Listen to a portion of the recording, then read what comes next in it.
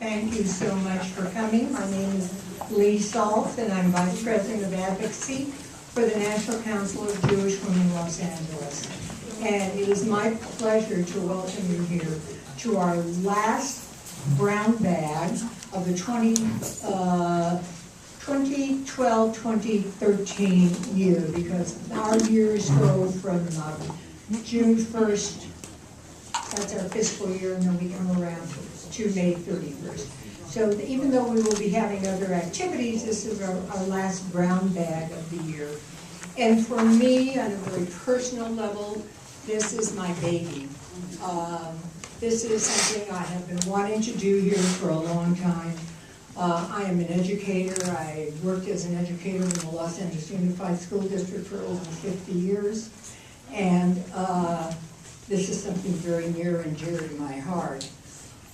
For those of you who have never been here before, I'm just going to let you know that the National Council of Jewish Women is a grassroots organization of volunteers and advocates who turn progressive ideas into action. We are inspired by Jewish values, and we work for social justice by improving the quality of life for women, children, and families, and by safeguarding individual rights and freedoms. A number of us just came back from Sacramento, where we lobbied for 2 days on issues that were near and dear to the National Council of Jewish Women. Those issues were abortion access. The other issue was part of the new immigration law, and the other one had to do with Human trafficking. Human trafficking. So human trafficking is something that we have had a handle on here for many, many years. Look, I just would like to take a minute to look around on the walls here. You'll see these wonderful t-shirts. These are t-shirts that were made by young people. It's called the Clothesline Project, and it expresses their feelings about things that have happened to them, negative things that have happened to them in their life, as they are trying to strive to better themselves and change their life and how they deal with issues confronting them. So I am so thrilled to recognize, where's our director? Where's Hillary? Okay, right in the back of the room is the Executive Director of National Council Jewish Women Los Angeles, Hillary Selvin, back there. Standing next to her is Ruth Williams, who's the Director of Advocacy, who is like a fixture here, and we could never do any of this without her. She's an amazing woman with lots of energy, who puts her time into West Hollywood and into the National Council. If you like any information on council, if you like what you see here today, and you'd like to join us, we'd love to have you. You don't have to be Jewish, you don't have to be a woman, you just have to be someone who really cares about issues and wants to help make a difference in the world with the issues that we work on. And for those of you who have been here before, you know we work on myriad issues, but basically it is to help women, children, and families. If Ruth and Hillary and Carrie, who's back there, will be able to answer any questions you'd like on our advocacy program, which is what we do here, those of us who sponsor these kinds of events. And we believe strongly that we need to go out and change can be brought about by people advocating for what they believe in.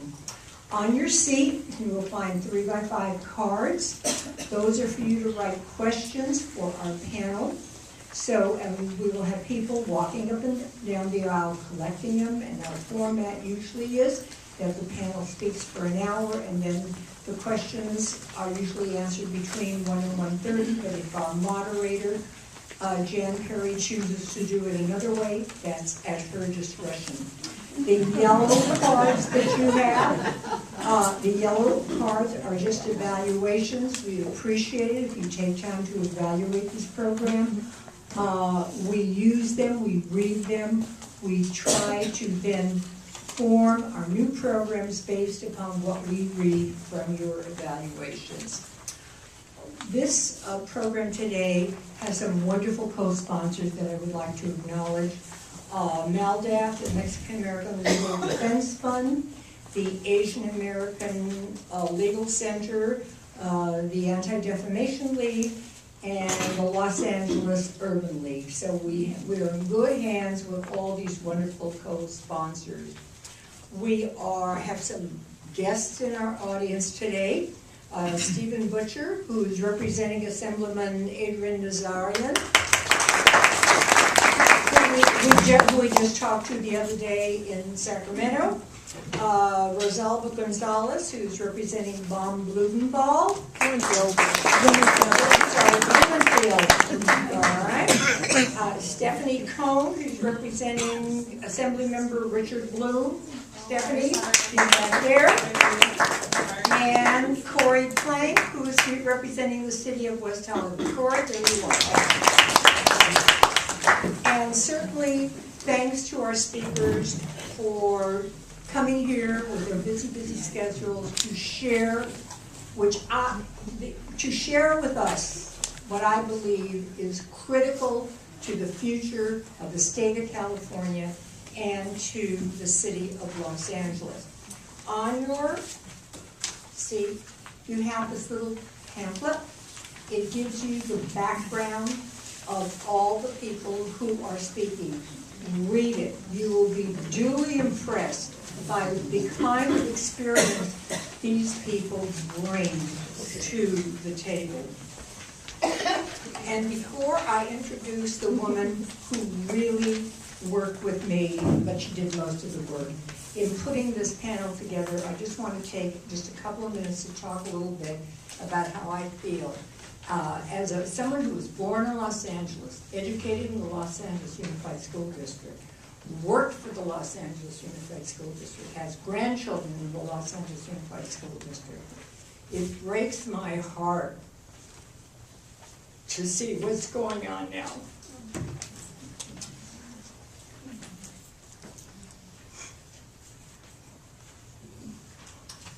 I'm sorry. In the schools. We've gone through so much here, and what we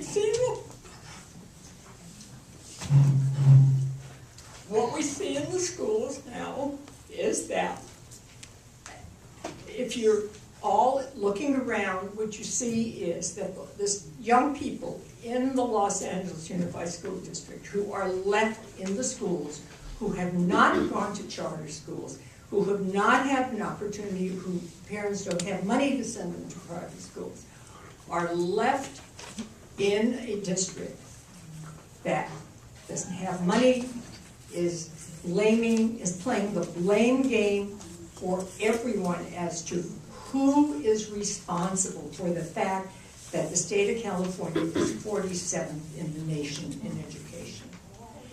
And so we need to look back, for those of you who have been here, look back at Proposition 13, see what has happened since Proposition 13, how that has changed our district. And no matter what age we are, we have to recognize that these kids are the future of California, and they've got to be educated. They have to be able to take over leadership roles. And so I'm now going to introduce Marjorie Green, who's a member of the Advocacy Committee. Marjorie and I have known each other for years because she used to be Education Director of the Anti-Defamation League and used to bring programs to Fairfax all the years I taught at Fairfax. But Marjorie's going to now introduce our panel.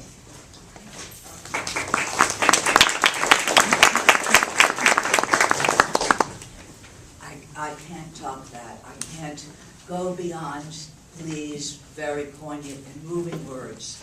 I can say to all of you that this is a panel very deeply important to us. We've watched for the last 3 decades, at least since A Nation at Risk, a flood of highly publicized reforms appear and then disappear, and so little has changed.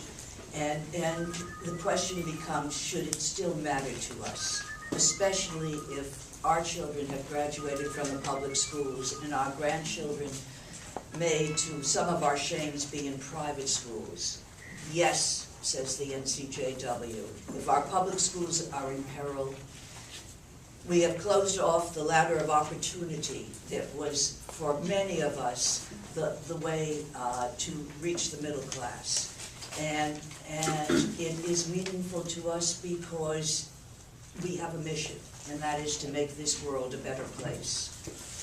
We also have to remember that we're jeopardizing our state's competitiveness in a global marketplace. And issues of closing the achievement gap become particularly important. We want to thank our extraordinary panel who are on the front line of reform efforts for taking time out of their busy schedules to be with us. As today's moderator, we are thrilled to have with us Councilwoman Jan Perry, who is not new to this stage, who is an old friend and will articulately represent us and introduce the panel.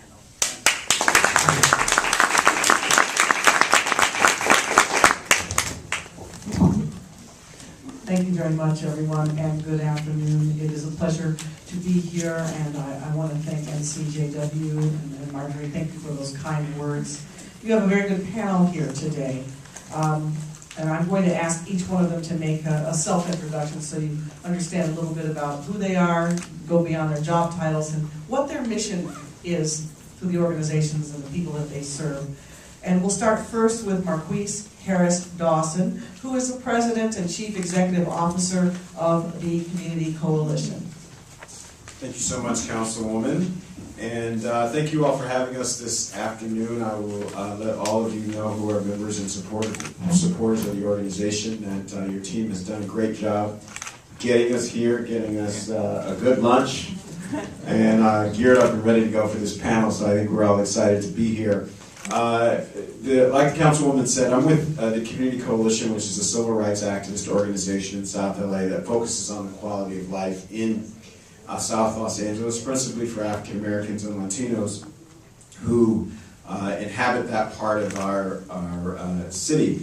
Personally, and I'm really glad that the Councilwoman put that out, personally the issue of education is the main one that brings me to activism more broadly.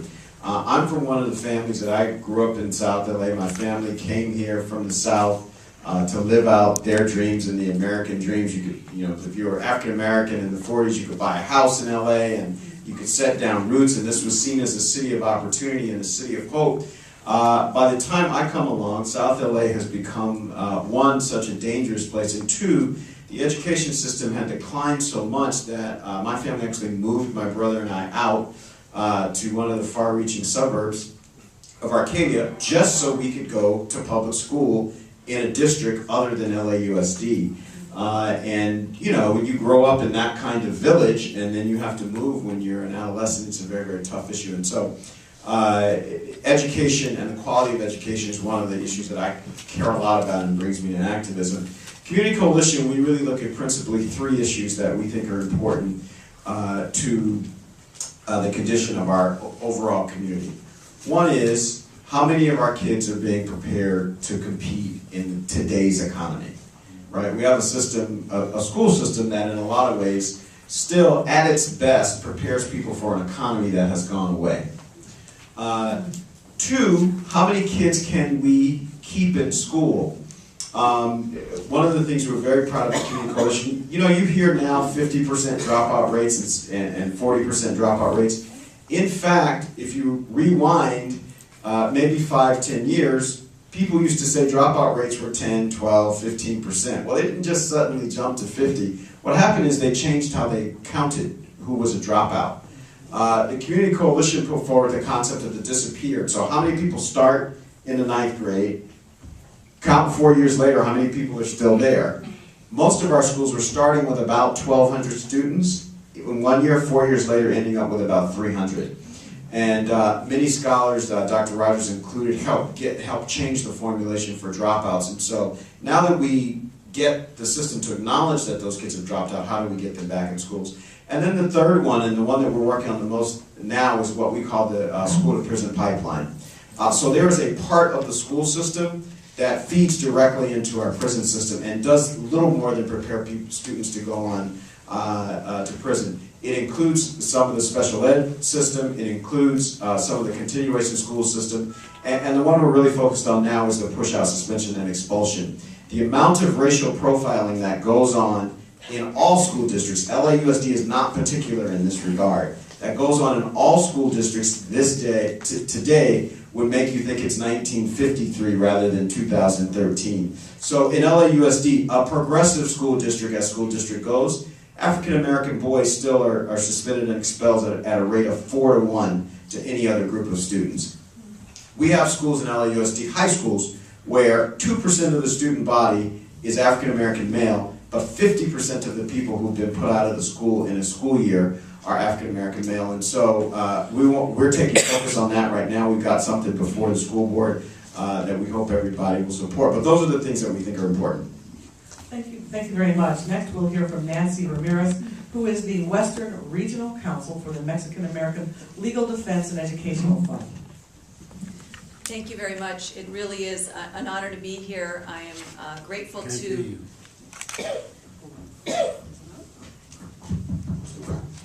I'm very grateful to be here, and I'm grateful to the NCJW for sponsoring me to travel to Israel in February as part of a mission of progressive women leaders, and so it's really a privilege to be here with you today.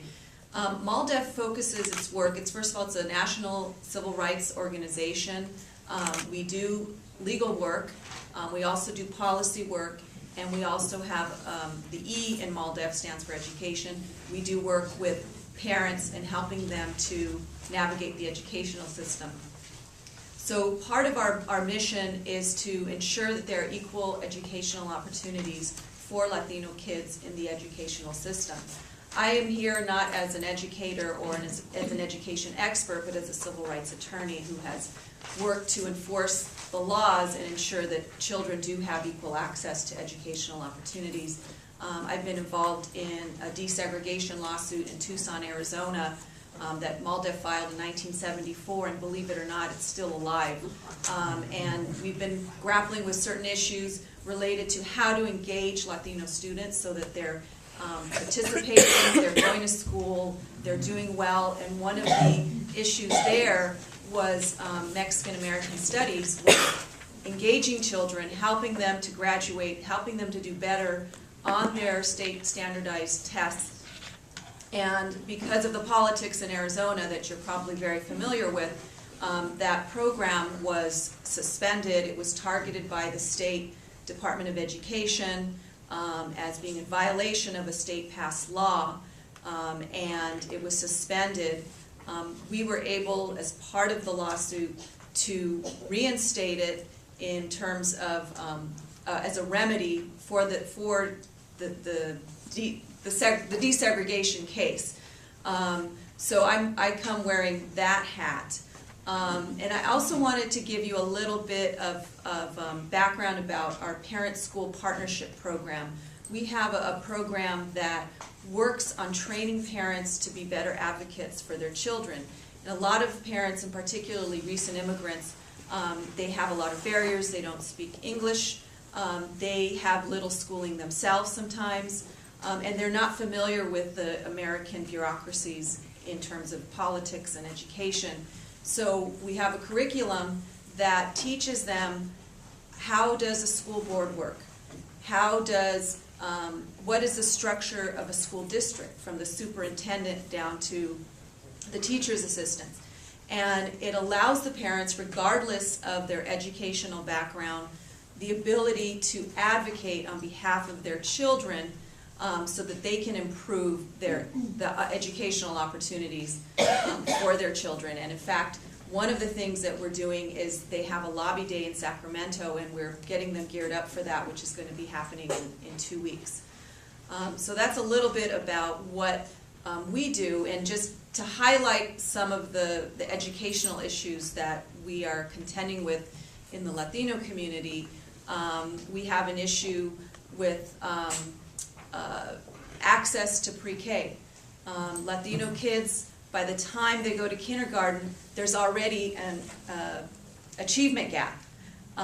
They are coming with a number of challenges that are factors to that correlate with low academic achievement. They're coming from backgrounds where there's high unemployment, there is high rates of poverty, and English is not the primary language spoken in the home. So they're already starting out behind.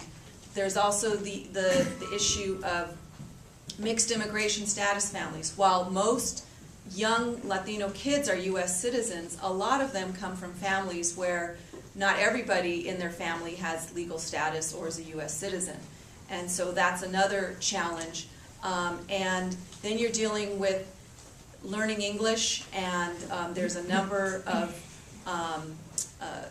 in California, 1 in 4 students are English learners. And there's also an issue with long-term English learners, or students are just not getting out of that pipeline of being effective communicators, both in written and spoken in English, and they're the ones who are most likely to drop out. On top of that, you have undocumented kids who are on their own to get to college, to pursue higher education, can't get a job because they don't have legal status, and so we've seen a couple of programs. In the last year, we had the Deferred Action for Childhood Arrivals that is impacting students and their pursuit of higher education, as well as AB 540, which is a particular law to California that allows certain kids who attended 3 years of a California high school, graduated, or received a equivalent to pay in-state tuition for California universities and colleges. So anyway, those are just some of the issues that sort of distinguish some of the challenges that Latino students face. Thank you very much. And I'd like to, since we're over on that side of the stage, introduce Tamara Galadson, who's the Vice President of the Los Angeles Unified School District Board of Education. Hi, everybody. So it's really not a secret that LAUSD, like many large urban districts, has had a problem delivering educational services equally throughout the district and through out all of our individual schools. I want to touch on kind of 3 main areas.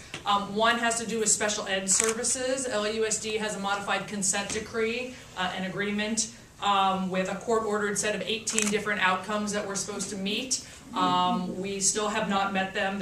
We've met all but 3 of the 18. But this is a school district. LAUSD has more students who qualify for special ed services than San Francisco has students. So we're talking about a huge number of students. And we can talk later about that number increasing all the time at LAUSD. We're obviously also talking about minority students. LAUSD is a district with over 600,000 students. 87% of them are historically disadvantaged minorities. And 39% of our students are English language learners. That's really the demographic of LAUSD, and when we're talking about achievement gap, we're not just talking about test scores or graduation rates, we're also talking about access to technology, we're talking about college prep classes, we're talking about identifying students as gifted and talented. We're challenged in kind of all of those areas. And kind of the last piece of what I'm considering part of the achievement gap at the district really has to do with teacher quality. we've had a lot of evidence that students with the top 25% of teachers perform better than the students who have the bottom 25% of teachers. We had a study that was issued in 2012 that talked about our most effective teachers are not distributed equally throughout the district, and low-income students, Latino students, African-American students don't often have access to some of our best teachers. So that's really kind of the achievement gap at LAUSD, and unfortunately at probably every urban school district across the country. Let me talk real quickly about what LAUSD is doing now. I'm just going to touch on these, and in the Q&A, if folks have questions, I think we're all happy to talk about it. School empowerment is kind of more than a catchphrase at LAUSD. This really is encouraging schools to develop their own action plan to deal with the unique population at their campus. The idea that schools, the teachers, the staff, the parents of that school know what that school needs, know what their strengths and weaknesses are, and kind of empowering them to be able to take action. We have a 60-school pilot program that's going on right now where schools are developing their community-specific challenges and achievement gaps and problems, such as does our school have an attendance problem? Does our school have an issue with parental involvement or intervention? And then the district is trying to support them with the appropriate services. Technology for All is something that I've certainly been very involved in. We just passed a resolution to have a 47-school, $50 million pilot program to get technology, wireless technology into these schools, to try to see how the teachers are going to be able to use it to really close a digital divide, with a goal of every school having this access by 2015. A lot of you have been reading in the paper about the parent trigger, and what that is really the ability of parents to sign a petition saying that their school isn't meeting their expectations, and kind of forcing the district's hand to help them find a different model that will. LAUSD is the first and only school district that has been faced with a parent trigger, who has said, okay, great parents, we want to work with you. And we've had a very positive experience with our first parent trigger, and now we are about to see our second.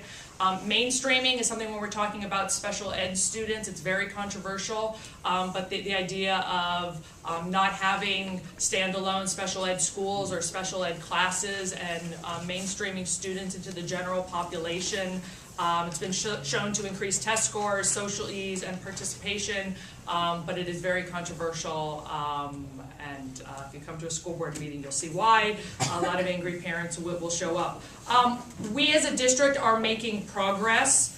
African American students in LAUSD have been improving in the last 5 years. Elementary students, African American students, have gained 16% in English language tests, 13% in math. Our English language learner students had their highest test scores in a decade. Our graduation rate is up, our expulsions and dropouts are down. So all in all, it's good. I will just leave you with in my opinion, the most important issue that will affect the achievement gap and everything else going on in LAUSD is pending right now, and that's the largest change to the way education is funded in California since Prop 13, which is Governor Brown's proposed local control funding formula, which is going to be the future for LAUSD. Thank you very much. Next is Dr. John Rogers from UCLA. He is an associate professor and director of the Institute for Democracy, Education, and Access. Thank you, and it's a privilege to be here on this panel today. UCLA's Institute for Democracy, Education, and Access was founded in 2000 to try to bring data to the sort of righteous anger that Lee articulated as she started off our panel. We have deep problems in California public schools that have been growing over the last 3 decades, and we need information, but we also need civic engagement, and that's why IDEA also partners with organizations like the Community Coalition, like the League of Women Voters, and other organizations around the state to try to enable them to have the data at hand where they can advocate for quality and equitable schools for all students. I'm also pleased to be here today because I feel, as I was driving in, that I was coming home in a sense. My mom graduated from Fairfax High School in 1952, and she passed away about 30 years ago, but it's wonderful to feel her presence as I come back to Fairfax. And it also is wonderful to come to this spot today because I was able to run an errand. I ran down the block and picked up a yarmulke for my son, who's going to be bar mitzvahed in 9 days. So this was a wonderful time, and it made me think about my family's history. So I wanted to share a little bit, a very brief 3-minute story of my family's history, because it's a story about public education and the history of public education, and I think it's a Los Angeles story. I think it's a story that many of us share. So my father was bar mitzvahed in 1947 when he was a student at Southgate Middle School, then Southgate Junior High School. He had started his schooling at Breed Street Elementary in Boyle Heights, and his family had moved to Southgate in large part because that's where my grandfather could find a job. It wasn't a strategic choice about education, and my father just got an adequate education, I would say, at Southgate Middle School and then into Southgate High School, but he was very fortunate. He was a good basketball player, and an East Coast prep school saw him and gave him a scholarship, and that's where he got a high-quality education. When I was bar mitzvahed in 1974, I was a student at Emerson Junior High School in West LA. My parents had moved to the West Side because they knew that there were higher quality schools on the West Side. Now, not all families in Los Angeles had that opportunity. Some families didn't have the financial means to buy into the West Side market. Some families were not allowed into the West Side market because of patterns of housing discrimination. So I benefited, I advantaged from the ways in which inequality was playing out in Los Angeles at the time. But I also benefited because California public schools in 1974 were amongst the best in the nation. We ranked 10th at that point amongst all states in the per pupil expenditures. So I benefited by that relative advantage across all states. And I think many people in Los Angeles, across Los Angeles' communities, benefited too, because that overall quality of education benefited all, even though it embedded inequality into it. Today, as my son is about to be bar mitzvahed, he is a student at John Adams Middle School in Santa Monica. My wife and I chose to live in that neighborhood because we wanted decent schools for our children, but we also wanted them to grow up in a diverse educational environment where they would interact with young people from different language backgrounds, from different races, and from different social class backgrounds. And John Adams Middle School is a Title I school. Most of the students at the school come from low-income or moderate-income backgrounds, and then there's quite a few more affluent families. He's benefited from that, and we've benefited from the fact that Santa Monica Public Schools, relative to Los Angeles Public Schools, spend another $2,000, and that there's a certain pattern of unfairness in that. And yet, even though he's relatively advantaged, he's disadvantaged relative to students in other states. Because even in Santa Monica, we're spending less per student than young people in other states. And so we have larger classrooms across Los Angeles than anywhere else in the country. We have less access to counselors than anywhere else in the country. We have poorer learning materials in Los Angeles than anywhere else in the country. States like New York and Massachusetts that spend a lot. States like West Virginia, it's a little surprising that we spend so much less than that. Now, when my father was bar mitzvahed, it was possible for young people not to get a quality education and to move into the middle class. As Marquise was suggesting before, that no longer holds true. Our young people have inherited a very different political economy where our college education is essential to that sort of progress. And yet, we have not created an educational system that ensures that all students have access to the conditions they need in order to move on to college. And I think that's why we're here today. Thank you very much. And so it's very good. We've got a big stack of cards over here. So I'm going to ask a few questions and then we'll get into the Q&A. Why don't we start off with Marquise and with Nancy. Often the success of the school and its students rely on a number of factors ranging from parental involvement, supportive administrations, and qualified teachers. How do you believe that we can ensure that young people are benefiting from an environment that takes a holistic approach? And what do you see as the future of a school community? Let's go first. Sure. I think a couple things about that. I mean, I think, I really appreciate that the board member talked about local control. I mean, I think one of the biggest problems that we see in education, and, you know, one of these things about being an activist and getting older, you know, 10 years ago I had a giant chip on my shoulder. Now I have a slightly smaller one and a more reasonable one. As you begin to watch these problems and watch them over time, I think one of the main problems in education, this is a giant thing that's beyond the sort of politics that we have now and the discussion at the level it is now. Really, we have a discussion about schools and children based on a model that hasn't existed for about 20 years. So, for example, we will say things like, kids start with an achievement gap. Well, you're not born with an achievement gap. That's not the way it works, right? In fact, if the school knows you're coming and they know the conditions that you're coming from, it makes much more sense for the school to be prepared for you. Because kids are going to keep coming. I mean, it's not as if it's new that kids live in households where English isn't their first language. Like, that's not a new thing. That's been going on for a long time. And so the schools have to adjust, and they have to have the space and the resources to adjust to the students that they are responsible for teaching, not imaginary students that, you know, existed 40 years ago. Absolutely. So I think local control in schools, so that teachers, administrators, and even the staff that does other work with children are allowed to put the kind of environment in place where the children that are coming to that school are going to be able to thrive and are going to be prepared to participate in our economy. Well, I think I'm going to focus a little bit about the challenges that English learner children. Can't hear you. Pull a mic. Make sure, is it on?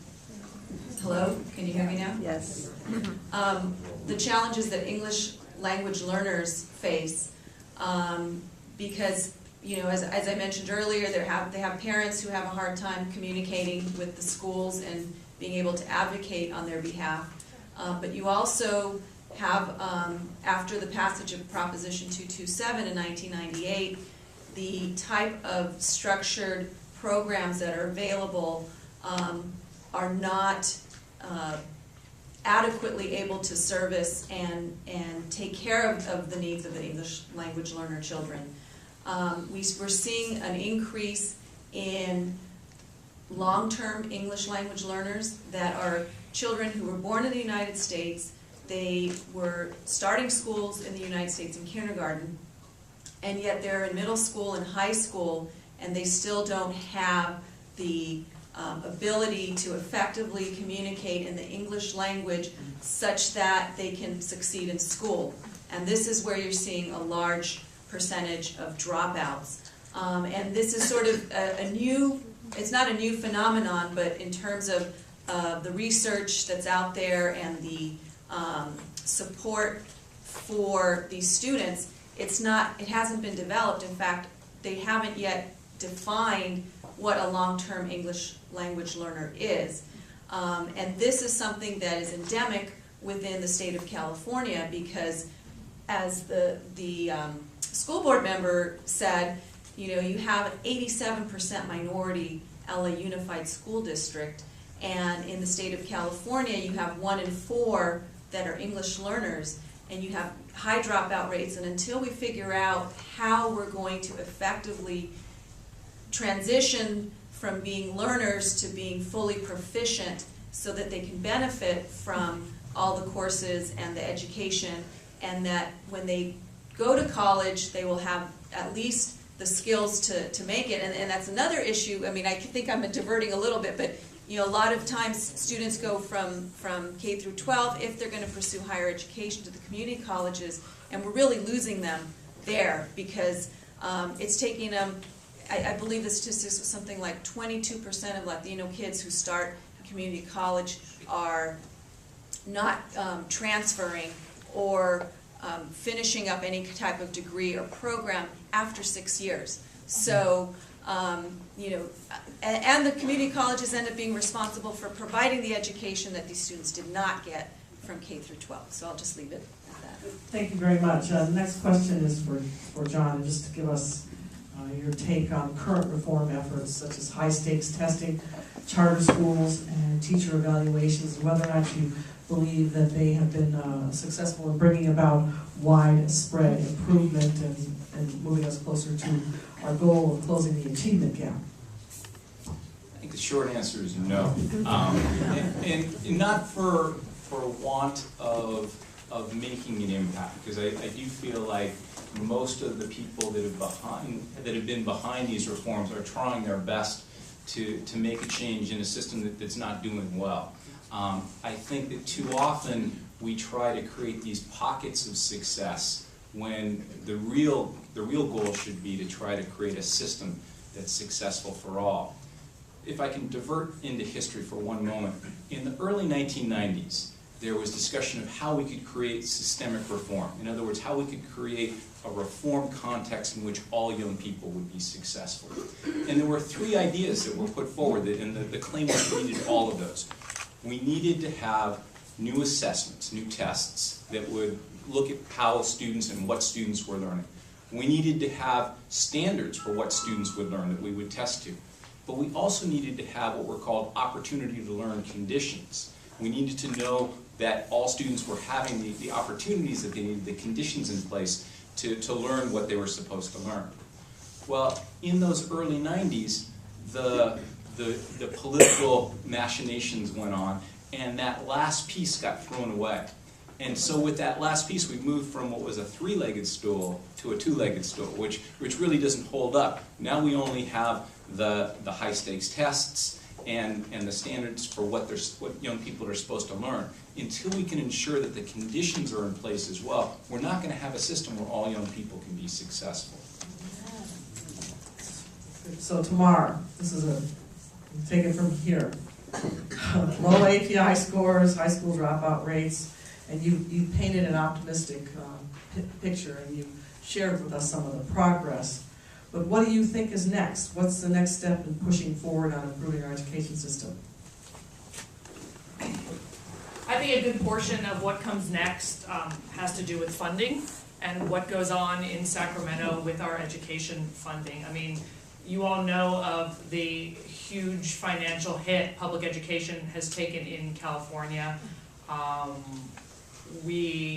Hopefully with Prop 30 passing, at least the funding level for next year looks like it will level out. There's not an increase in funding, but it'll be the first year in the last 5 that we haven't had to lay off a lot of people and make huge cuts. So the local control funding formula, which is Governor Brown's proposal to totally revamp how public education is funded in California, is now pending in the state legislature. And I really think if that passes, what it will basically do is those districts that have a concentration of students who live in poverty, who live in foster care, or who are English language learners get extra money basically for every child with the idea, and then that money will not, for the first time in a very long time, will not be dictated by Sacramento and where it goes. It's given to the school district, and the individual school boards will say, this is how we're going to spend it in Los Angeles in order to raise test scores, attendance rates, graduation rates of the kids throughout the entire district, including the ones that the extra money is targeted for. There's a lot of pushback. It has huge implications for how money is spent, what kind of programs get kept. It has a huge unintended consequence. In my board district, I represent most of the San Fernando Valley. I have more of the middle class, non-Title I schools than anyone else. Those schools are going to be leveled by this. The kind of remaining middle class schools in the district are not going to be able to survive unless my school board figures out a way to set some sort of floor for funding, because they are not going to be able to provide even some of the most basic education on their campuses. So it's going to be a really interesting issue to watch over the next 2 or 3 or 4 months whenever the legislature gets around to a budget. Thank you. Now, we've got a good stack of questions here. I've been looking through them, they're very interesting. It's about 501, more or less. So why don't we just get into this, and I'll try to direct response in terms of who should answer. I'm going to read these questions out loud, and then let's see where it goes. All right, if your parents didn't go to college and your counselor has 999 other students to guide, and this is according to yesterday's New York Times, the highest figure in the country, how do you figure out what you must take and where you should go and apply to get into the best colleges? I don't know, Tamara, you want to answer that? I wish I could. I mean, we can only cut so many custodians and cafeteria workers and bus drivers and counselors and nurses. I mean, at some point, we don't have anything left to cut. So the counselor ratios got increased. Vice principals were taken off campus. Custodians were cut. The schools are filthy. We get it, but we don't have any money. I don't really, we all agree that counselors are incredibly valuable, but, we can only do so much with the money that we're given. I think John Rogers wanted to jump in on this too. Just a quick follow-up, which offers a positive story. Certainly we need money for more counselors, but given where we are, there are examples of community-based organizations that are doing college guidance in extraordinarily effective ways. And I'm not just saying this because Marquise is on the panel with me, but my colleague Veronica Tariquez, who's a sociology professor at USC, she and I just have completed a study which looks at what happened with youth organizing groups, with members of youth organizing groups after they left high school. And we found that young people who had participated in youth organizing groups were more than 3.5 times as likely as other young people from their neighborhoods to have gone on to 4-year colleges. And it's because these youth organizing groups are not just engaging in activism and really promoting civic participation, but they also are providing lots of college mentoring and guidance in a loving and caring environment that really makes a substantial difference in these young people's lives. Marquise. Yeah, just to get at the, just to try to get a little bit above the fray and at the 30,000 foot level, I really feel like it's an unfair question for the board member or anybody who's in education about what to do about a 900-to-1 counselor ratio. Really, that's a question to all of us in our system, because I'll tell you what, while the school board was cutting custodians, librarians, assistant principals, and all the rest, guess what didn't get cut? Well, athletics got cut too, actually. There isn't anything on campus that didn't get cut. What didn't get cut in the state of California is our incarceration budget. So that's what happens to the kids with the 900-to-1 ratio of counselors. They go to the prison system, and we keep paying for that. And we pay more and more and more, to the point where the federal government, under the Bush administration, intervened and said, hey, you guys have to stop doing that. So only the voters of California can say, wait a minute, this is absolute nonsense, where we can't staff a school and we're deciding between having a football team and an assistant principal. I mean, we put these, folks who put themselves forward for public service, we put them in these untenable positions of making these decisions, and then we get mad at them for the decision they make, and we don't look at the whole pie and the root of how they got in that corner.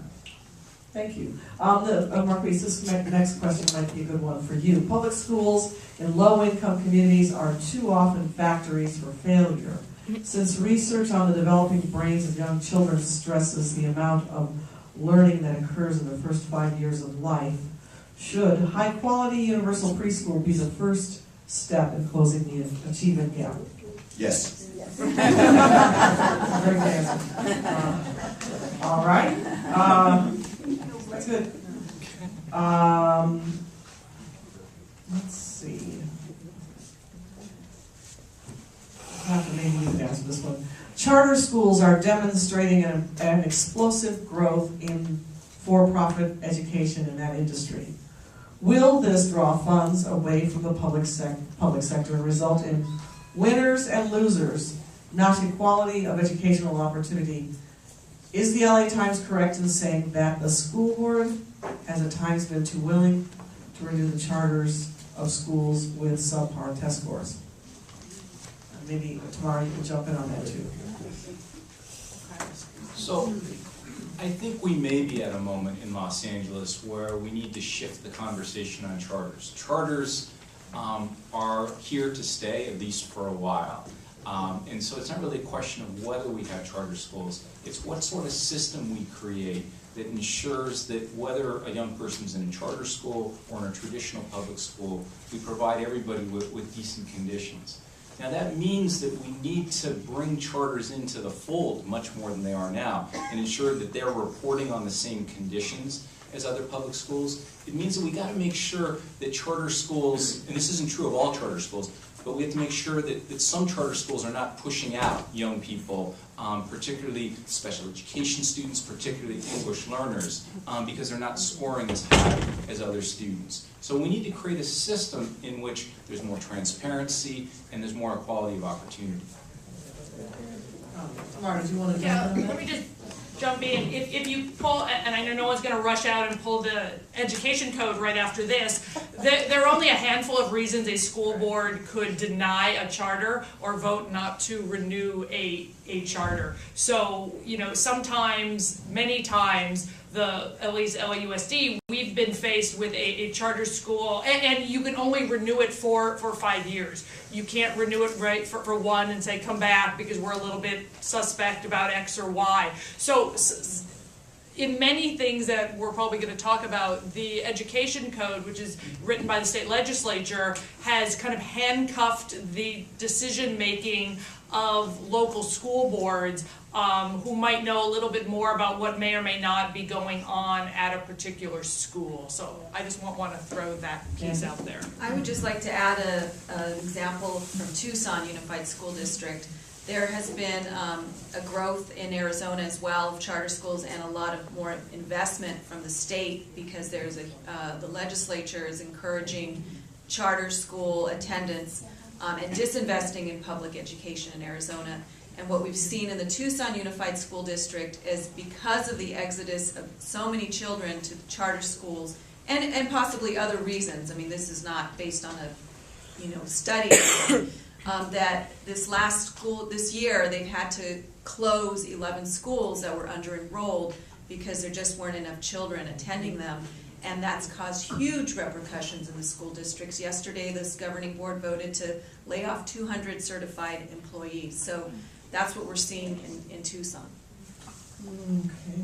Marquise, you might find this interesting, and then Nancy too, so why don't we roll review too again. How can schools in South Central and other areas compete with West Side schools where parents are asked to donate $800 to $1,200 per family per year? And the money is then used for class size reduction and other programs. And just based on your observations, because you might not have direct experience with this, but you do work with families and children, why does it appear to be different rules for different schools based on area representation? Well, I mean, we have to be clear that the U.S. Constitution outlaws lots of kinds of discrimination, like gender and race and so on and so forth. It does not outlaw discrimination by class. It just doesn't. So there's not much within our legal system that you can do about that. People are free to spend their money on their children, and I'm not sure you want to interfere with that. I think, again, you want to get to I would ask the bigger question: how does China compete with the United States? How does the United States 18th in a list of industrialized countries when we're not the 18th wealthiest country by far? I think it requires innovation. It requires maybe a little bit more hard work. It requires maybe staying longer and starting earlier. It's one of the things we like about the charter movement is at least it doesn't take a lot of work to try something new. So if KIPP says, oh, maybe if we keep people till 7, they can start doing it within a few months. Whereas if you try to get LAUSD to extend 30 minutes longer, that's how many meetings would you have to have about that? Like countless. a shift in the universe or Right, something. so, I think we have to innovate as much as we can until we figure out how to close the gap that is caused by money, but clearly, the United States is the best demonstration in the world that having money doesn't solve the problem. And I would agree with what Marquise said. And I would also like to raise a point that kind of goes to the issue with a question that was asked earlier about schools that have, counselors and kids whose parents aren't educated. I think, there are a lot of families who, without resources, and students have taken the initiative to make the best of the situation that they have. And, I think part of what we're trying to do in educating parents through our parent-school partnership is to say, you may not have the educational background, you may not have ever applied to college or gone to college, but there are things that you can do. And I think part of it is empowering parents to think outside the box and not to give up and say, okay, well, we don't have the resources that are available in other schools. But there are things that they can do on their own, whether it's, selling tamales or having a bake sale. It doesn't mean that they wholesale give up on making those kind of efforts on behalf of their kids. And we also see that with children who don't come from the best environments, but somehow some teacher or some counselor, maybe not a counselor, but somebody took a special interest in that student. And because of that, that student has been able to break out of the cycle of poverty and pursue a higher education. Come on, yeah, sorry. Marty, you want to jump in on this? I want to disagree with the question because, and this is kind of my pet peeve for those of you who know me, the non-Title I schools, the schools with the kind of fewer than 50% of their students qualify for the federal anti-poverty dollars, have absolutely no discretionary money to spend on their campus. They can't afford toilet paper, they can't afford paper for the Xerox machine, they can't afford the actual copier rental either. So the idea that schools in poorer neighborhoods, because the parents can't give, those schools don't have anything, it's actually pretty much the opposite, because there are all sorts of special funding lines for schools that have a lot of kids who need help. And I'm not saying that those schools are misusing the money, or I'm not saying that the students don't deserve the intervention services and the nursing students and the mental health social worker that's being purchased with that extra money. I'm just saying that if you go to a school in, some of the schools in my board district where only 45% of the kids live below the poverty line, they don't have paper towels in the bathroom because we can't afford to get them that. And I'm just so when there's a lot of assumptions that people make about quote unquote rich schools and poor schools, but unfortunately the way public education is funded in California, if it wasn't for the fundraising by the parents at some of those schools, they would have pretty much nothing. And all the prisons have toilet paper. Right. All right, this question is for Dr. John. And counselors. So, the question is, overhauling or shutting down chronically low-achieving schools occurs primarily where impoverished children rely on their neighborhood school for positive role models and even for meals in some cases. Instead of disruption, can we bring community resources to the school and make it a center for learning and community health?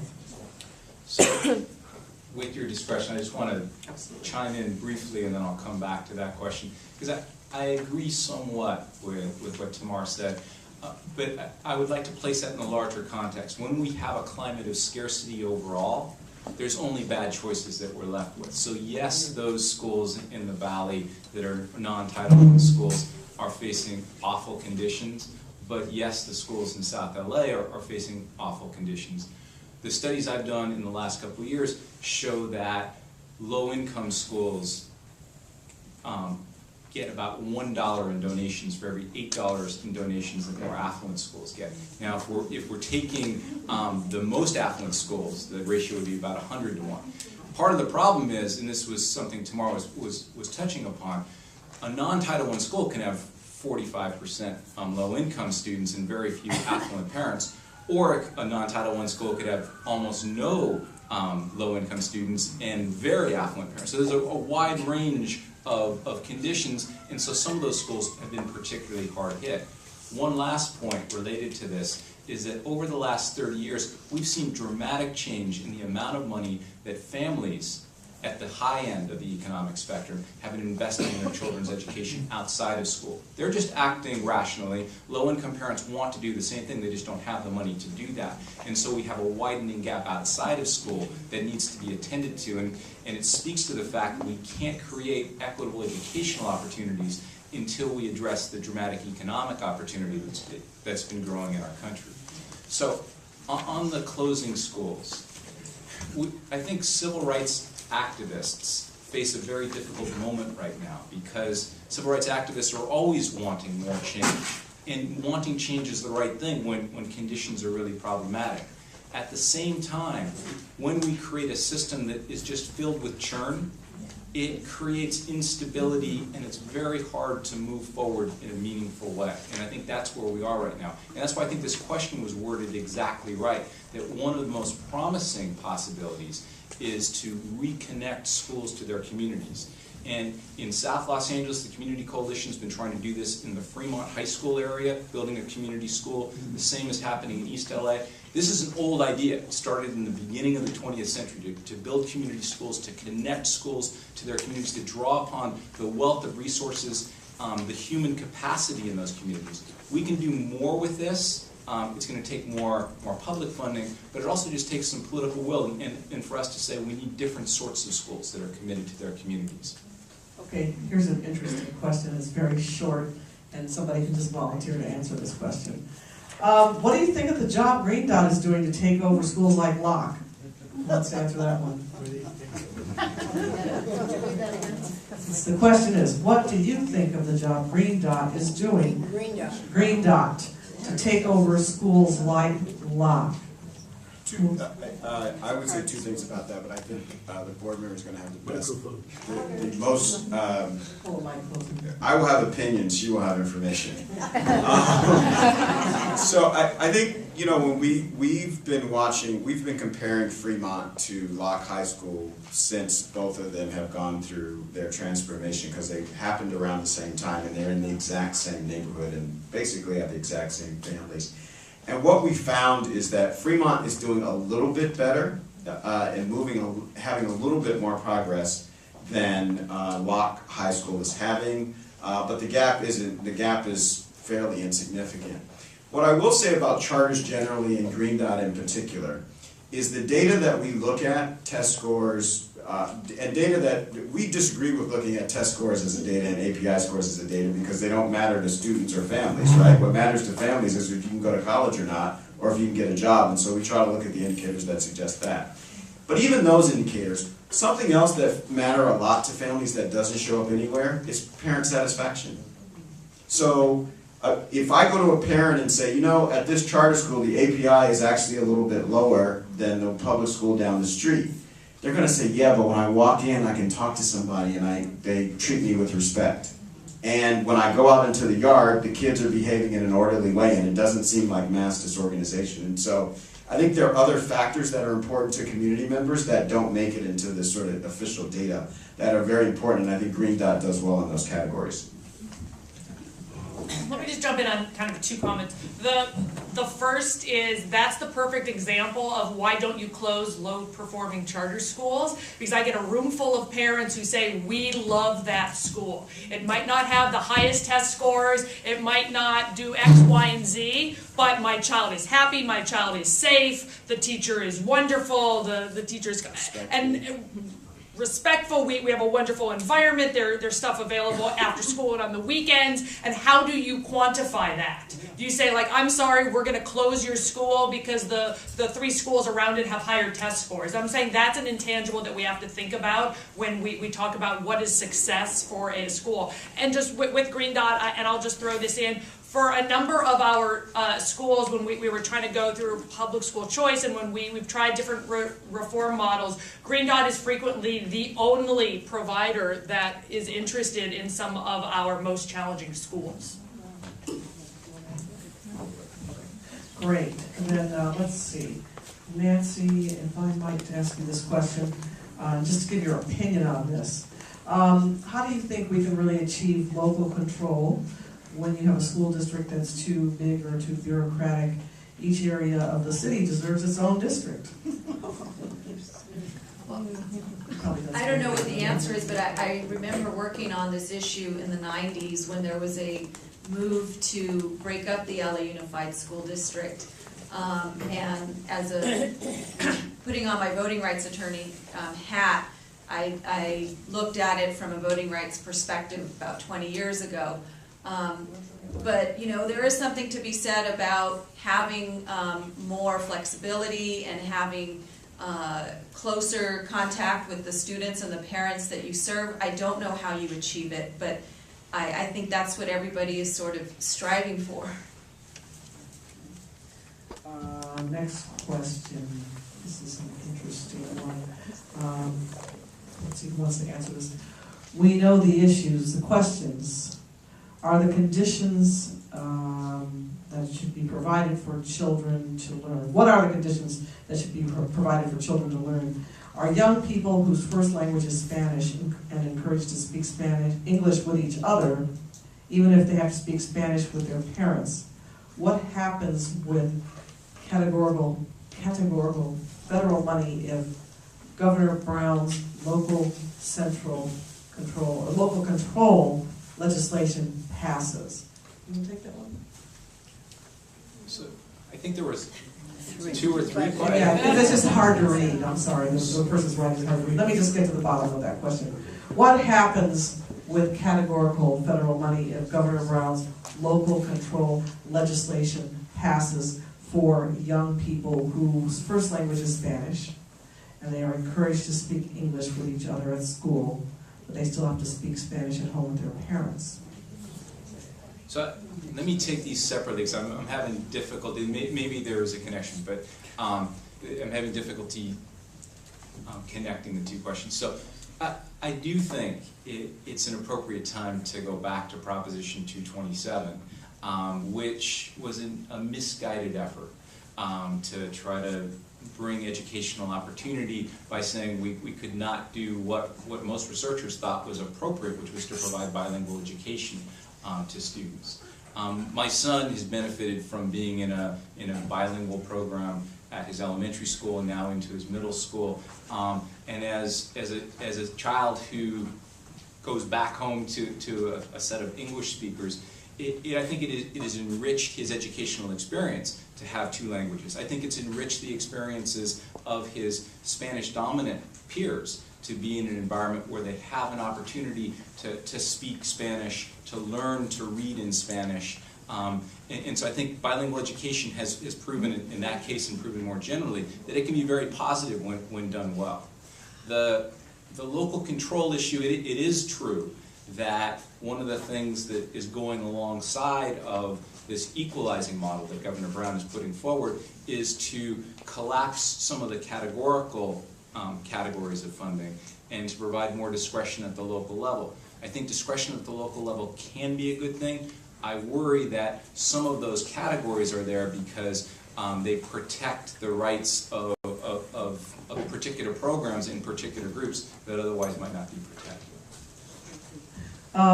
Let's see, Nancy, this might be a good question for you. Since research shows that appropriate parent involvement increases student achievement, attendance, and social and emotional growth, what plans or programs are there to provide education and training, and this question says, such as MALDEF is doing, to parents, especially parents whose culture and educational experiences are different from what they find in the Los Angeles public school system?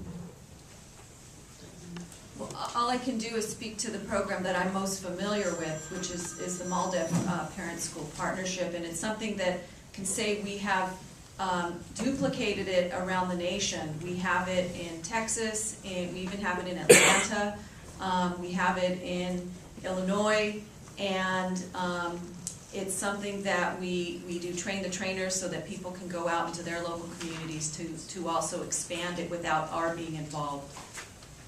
Can I just jump in here too? At LAUSD, every public school has a parent center on campus, which is a place where parents can go to get all sorts of information about not just what's going on at their child's school, but public education as a whole. They offer classes on, you know, what parents can do to help with homework and be supportive. They try to deal a little bit with the college prep stuff. I mean, we're doing kind of what we can, but again, it's a funding issue to staff those parent centers. You know, we have trainings, we have groups of parents from every single school in the district that meet once a month. I mean, we try as much as we can to get parents involved. And it's kind of a different topic that I won't go into, kind of what it means to be an involved parent right now as a public school parent.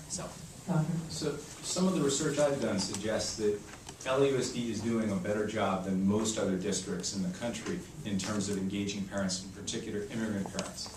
I also would say that nonprofit organizations, community-based groups in various different neighborhoods play an essential role. Even when you have a vital program inside the school, to have that independent voice engaging parents is critically important.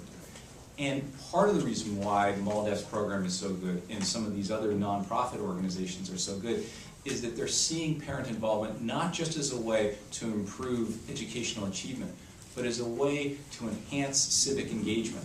And more parents, immigrant parents, become involved in civic life generally through their participation in their children's public schools. Okay, so this is a question that's come up twice now, so I'd like to ask it, and maybe tomorrow you might be best suited to answer this. It's about innovation. It's been phrased two ways. Our community has some special resources, such as retired aerospace engineers who are skilled in math and can volunteer to help kids having trouble learning, especially algebra, that has far-reaching importance to children's future. Can we use this resource to help the kids in our school? And the very nice person who wrote this is George Epstein. And then secondly, it's similarly phrased, again, many retired aerospace engineers who could serve as volunteers to help kids having difficulty learning math, especially algebra. So tomorrow, what do you think of that? Okay, so I have three, I think, distinct thoughts about it. One is, I think at next month's board meeting, I'm bringing a resolution to kind of streamline some of the barriers that have been put up for people, especially retired teachers, to volunteer back in the schools. There's fingerprinting, there's all sorts of things that make it logistically very difficult. So some of that, hopefully, we're going to get taken care of over the summer. Again, it's really up to individual schools if they want volunteers to come onto campus and help. Most schools, especially elementary schools, welcome the help. But again, it's kind of done on a school-by-school basis. Let me just throw kind of one of my favorite bizarre education codes at you right now, which is it is illegal for a volunteer to do any job at LAUSD, that if we had money to employ someone, that person would be a union member. So, for example, you couldn't be a volunteer teacher because it violates state law to have a volunteer do something that if we had someone, we would employ them as a union member. One of your colleagues, when he was in the state legislature, was the author of that. Alan Pond. Oh. Wow. It just is. So we have schools, for example, where if we had to cut cafeteria staff. So we can't have, so parents wanted to volunteer to come in for a half hour, 45 minutes a day to help serve food. They are not allowed to. So, but we are allowed to pull kids out of class and have them help serve. I'm the moderator, I'm not supposed to comment. So I think this is an example of the smallness of our politics by comparison to the bigness and the importance of the problem, right? So obviously we want, you will not find a bigger believer in workers' rights and a supporter of the labor movement than me. However, the proposition that when a school district legitimately doesn't have money, I think legitimately is an important qualification, because the government has this way of pretending like it doesn't have money all the time, no matter how the economy is doing. But if a school district legitimately doesn't have money and the choice really, and we've been reduced to the choice of let the class size be 50 or bring in a volunteer, then it seems it's very difficult to defend the idea that the kids suffer because of adult problems, right? Because of a fight adults are having. And so all too often that's what happens in our schools. You never get to ask what the priority for the kids is or what's best for the kids because you have to negotiate. The decisions are made as a result of a negotiation between adults and adult interests. Okay, next question. This is for Dr. John and for Nancy. Let's give it a try. Given the desire or the push for educational access and equity across our local districts, how do we as a community help students who lack economic and social capital and or family buy-in to make sure that they're not overlooked? And how can we focus on helping African American and Latino male students specifically? So, there has been a very important effort in the state of California in the last 2 years that the Community Coalition has been part of to address conditions that are undermining the success of young men of color in California. One of the things I've learned in looking at the data is that Latino males and African American males are more likely than their peers to say that there is not an educator at the school who knows if I'm not there that day. There's not an educator at the school who knows my name, who cares if I'm there or not. So there's a dynamic that is created that flows in from outside of school, because we have a broader structure of racism that really affects what goes on inside of our schools. But we need to create schools in which young people have meaningful relationships with one another and with their adults. That oftentimes means smaller school settings. Clearly it would be helpful to have more adults at the school too who can have those sorts of relationships with young people. But we need to think about ways in which young people can be fully engaged and own their own education within inside of schools. All right, this is I think we have time for maybe 2 or 3 more questions. Tamara, this is an interesting, very specialized question. It says, how does a school like Granada Charter School do so well?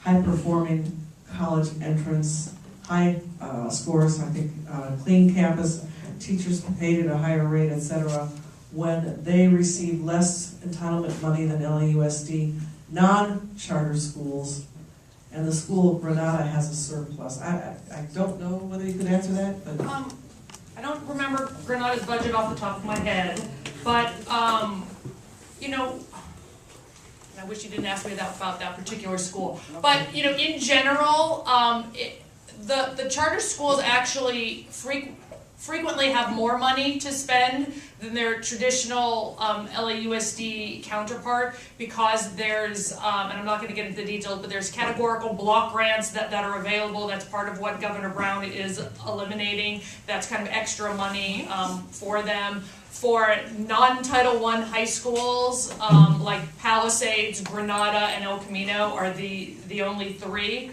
Right now, next year there will be 2 more, because we moved the threshold.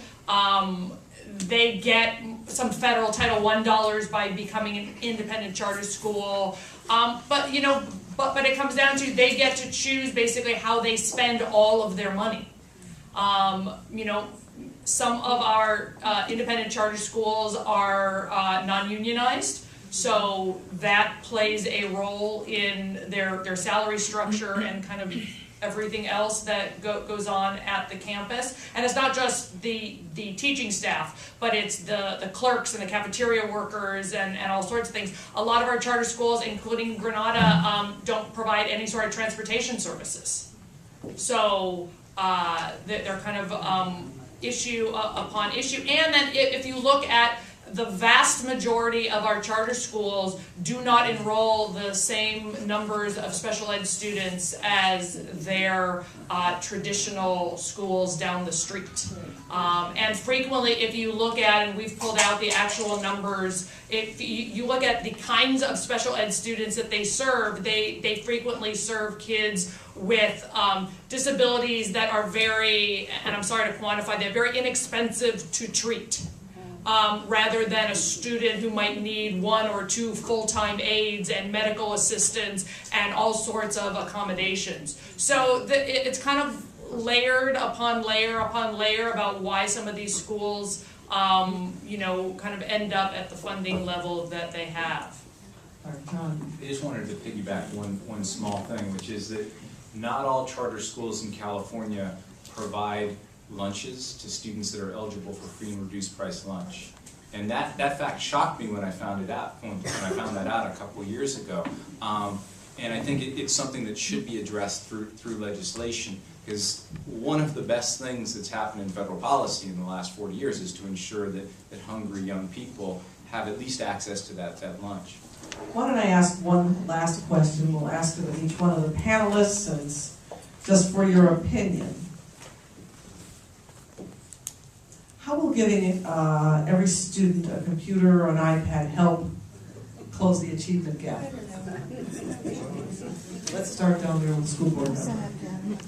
We don't know if it will, but I just know I'm the mom of 2 children at LAUSD. I'm the only board member who has kids in the district. My kids, whatever they can do on the iPad, all of a sudden is 50,000 times more interesting. Their school just got 1 classroom set of iPads. And the kids come home and tell me about all the amazing things that they did on the iPad. You know, teacher talked about X, so we could, when we all went online and found Y, and they were engaged in a way that I've never seen. Even my kids, just all of a sudden stuff came alive, and how they're using it. We're piloting a whole bunch of things around the district. Teachers are using it to engage kids, especially special ed students and a number of other kids, in a way where the educational system becomes alive.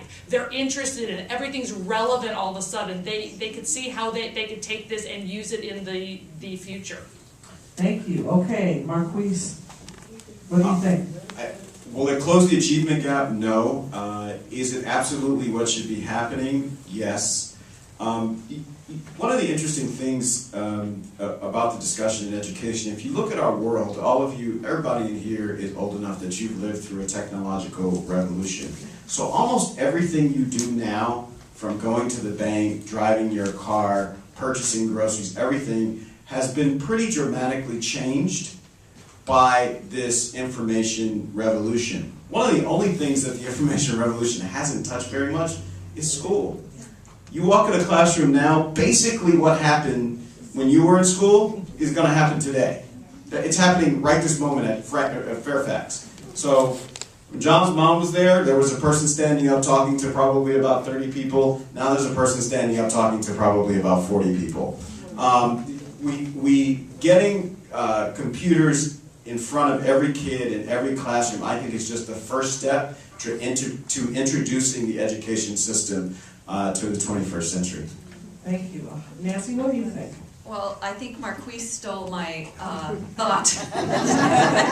I had a similar thought, but I think, we have been through a huge technological digital revolution, and California is the home to a lot of that innovation. And if we can take those brilliant minds that are in the Silicon Valley that have changed the world, we need to take that same kind of innovation and bring it into our educational system, because it's absolutely right.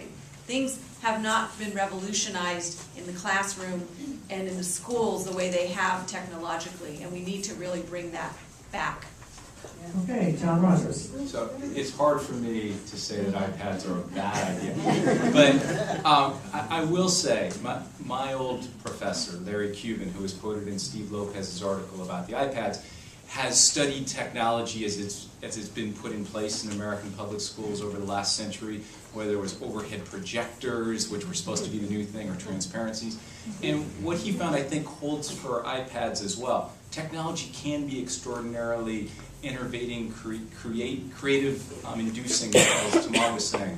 But in order for that to happen, two things need to change in the culture of U.S. public schools. One is the way in which control over behavior is asserted from the top down, particularly in schools with large numbers of low-income students. The second is the ways in which control over knowledge is imposed from the top down. We need to have schools that are enlivening places where young people are interacting with one another, interacting with adults that care about them. Then they can use these iPads effectively. So let's give a hand to Marquise Harris Dawson, Nancy Ramirez, Dr. Colorado, great questions. Difficult, great questions from the audience.